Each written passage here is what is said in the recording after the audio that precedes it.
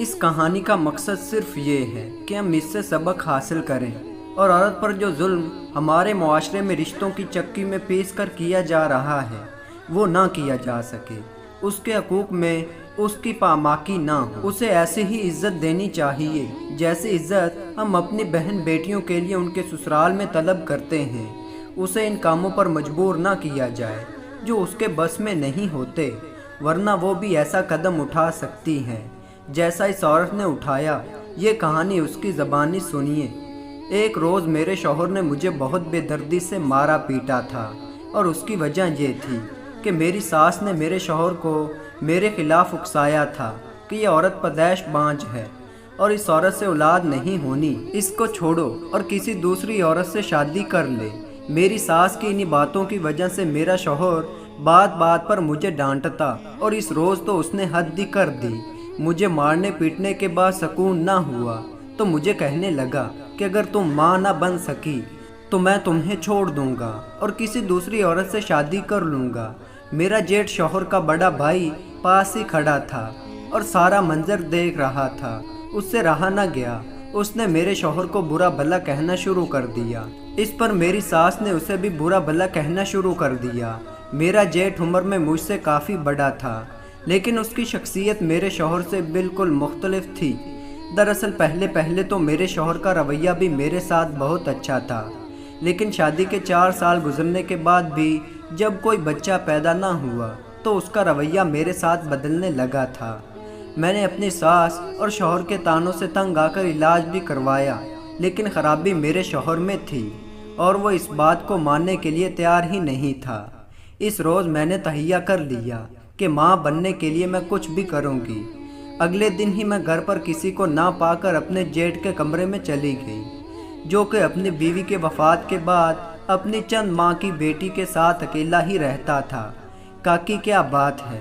میرا جیٹھ میری طرف دیکھ کر بولا۔ میں نے اس کے سامنے جا کر اپنی چادر اتار دی اور اس کے پیروں میں سر رکھتے ہوئے بولی، جیٹھ جی مجھے بچہ چاہیے، کچھ بھی کر کے مجھے بچہ دلوا دو، ورنہ میرا گھر برباد ہو جائے گا۔ اب میں اور مار نہیں کھا سکتی، نہ یہ دکھ برداشت کر سکتی ہوں کہ وہ مجھے چھوڑ کر کسی اور کا ہو جائے۔ یہ کہہ کر میں آگے بڑھی اور جیٹھ کے قریب جا کر کھڑی ہو گئی۔ میرے جیٹھ نے میری ساری بات سمجھ لی تھی۔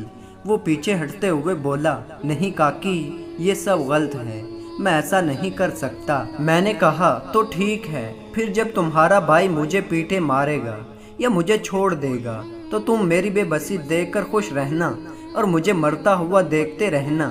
یہ کہہ کر میں واپس موڑنے لگی تھی کہ اس نے میرے کاندھے پر ہاتھ رکھا اور مجھے اپنی طرف کھینچ لیا، اور میں چپ چاپ اس کے سامنے بچھ گئی تھی۔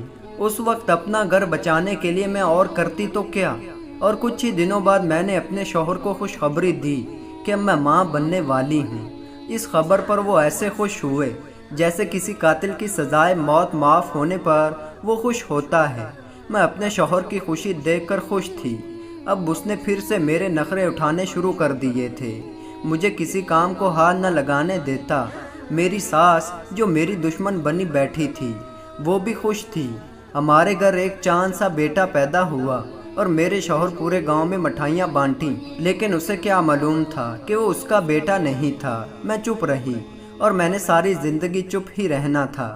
اگر وہ واقعہ پیش نہ آتا جب مجھے اپنے شوہر کو سب کچھ سچ بتانا پڑا۔ دراصل میرا بیٹا اپنے باپ کا بہت ہی لاڈلا تھا، اس کی زبان سے بات نکلنے سے پہلے ہی اس کا باپ اس کی بات پوری کر دیتا تھا، اور کیوں نہ کرتا، وہ ہماری اکلوتی اولاد تھا۔ اس وقت میرا بیٹا لڑکپن میں تھا جب اس نے دل ہی دل میں میرے جیٹھ کی بیٹی جو کہ عمر میں اس سے بڑی تھی کو پسند کر لیا تھا۔ نہ جانے کب ان دونوں نے آپس میں محبت کی پینگیں بڑھا لی۔ میرا جیٹھ تو فوت ہو چکا تھا، لیکن اس کی بیٹی کی ذمہ داری میری ساس نے اپنی ذمہ لے لی تھی۔ جب مجھے اس بات کا علم ہوا تو اس وقت تک بہت دیر ہو چکی تھی۔ میں نے اپنے بیٹے کو سمجھانے کی بہت کوشش کی، لیکن اس نے میری بات ماننے سے صاف انکار کر دیا تھا۔ وہ کہتا بھی ٹھیک ہی تھا کہ اگر اس کی شادی اس کے تایا کی بیٹی سے ہو جائے تو حرج ہی کیا ہے، لیکن وہ نہیں جانتا تھا کہ وہ بھی اپنے تایا کا ہی بیٹا ہے، اور اسی حساب سے وہ دونوں بہن بھائی تھے۔ میں نے اپنے شوہر سے بات کرنے کی کوشش کی कि बेटे के लिए कोई और रिश्ता ढूंढ लेते हैं। उसने भी ये कहकर साफ इनकार कर दिया था कि कभी सोचना भी मत, लड़की घर में मौजूद है, इन दोनों की शादी से घर में ही रह जाएगी, क्योंकि इसके माँ बाप तो इस दुनिया में ही नहीं। इसलिए सबसे मुनासिब यही है कि हम अपने बेटे की शादी उसके साथ कर दें। लेकिन किसी सूरत भी मैं ये शादी होने नहीं दे सकती थी, क्योंकि गुनाह तो मैंने पहले कर लिया था, जो औलाद की खातिर अपने जेठ के पास चली गई थी। लेकिन अब मैं दूसरा गुनाह नहीं होने दे सकती थी। जिस रोज़ इन दोनों की मंगनी होने वाली थी, मैंने अपने शौहर को तमाम वाक़या बता दिया कि किस तरह उसकी मार पीट और सास के तानों से तंग आकर उसके भाई को इस गुनाह पर मजबूर किया था। मेरा शौहर, जो कि मेरी सारी बात सुनकर साकिती हो गया था, काफ़ी देर तक खामोश बैठा रहा। मैं उसके सामने सर झुकाए अपनी सज़ा की मुंतज़िर बैठी रही कि अपने गुनाह की पादाश में मुझे जो भी सज़ा सुनाई देगी कबूल कर लूँगी। लेकिन भाई की शादी करवाने का गुनाह मैं नहीं कर सकती थी। काफ़ी देर गुजरने के बाद मैंने नज़रें उठाकर अपने शौहर को देखा तो उसे देखकर एक ठटक कर रह गई। दरअसल मैं ये सोच रही थी कि अब मुझे क्या सज़ा मिलती है। हो सकता है ये मेरी ज़िंदगी का आखिरी दिन हो, क्योंकि मैंने अपने शौहर की पीठ पीछे ही बड़ा गुनाह किया था। मैं जानती थी कि कोई भी मर्द ये बात बर्दाश्त नहीं कर सकता, लेकिन मेरा शौहर अपनी आंखों में आंसू भरे अपने दोनों हाथ जोड़े बैठा था।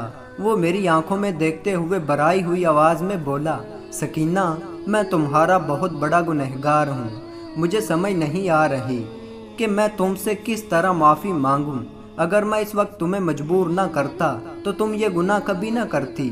लेकिन मुझे खुशी इस बात की है कि तुमने इस बात को छुपाने के बजाय खुलकर मुझे बता दी है। हम दोनों एक बहुत ही बड़े गुनाह से बच गए हैं। हो सके तो मुझे माफ़ कर दो, क्योंकि मैंने तुम्हें बहुत दुख दिया है। ये बातें सुनकर मैं भी फूट फूट कर रोने लगी थी। मैंने रो रो कर शौहर से अपने गुनाह की माफ़ी मांगी। हम दोनों ने मिलकर अपने बेटे और भतीजी के लिए रिश्ता तलाश करना शुरू कर दिया। मेरी सास इस बात पर सख्त नाराज़ है, लेकिन ये बात मैं और मेरा शौहर ही जानते हैं कि अपने बेटे और भतीजी का रिश्ता हम क्यों नहीं कर सकते। मजबूरी में किए गए अपने गुनाह की माफ़ी मैं रात दिन अल्लाह ताला से मांगती हूँ। शायद मेरा रब मुझे माफ़ कर दे, लेकिन माफ़ी के काबिल नहीं। तो दोस्तों, वीडियो अच्छी लगी हो तो ज़्यादा से ज़्यादा वीडियो को लाइक दीजिए, और जो दोस्त इस चैनल पर नए हैं वो चैनल को सब्सक्राइब करें। तो मिलते हैं ऐसी एक शानदार वीडियो में, तब तक के लिए अल्लाह हाफिज़।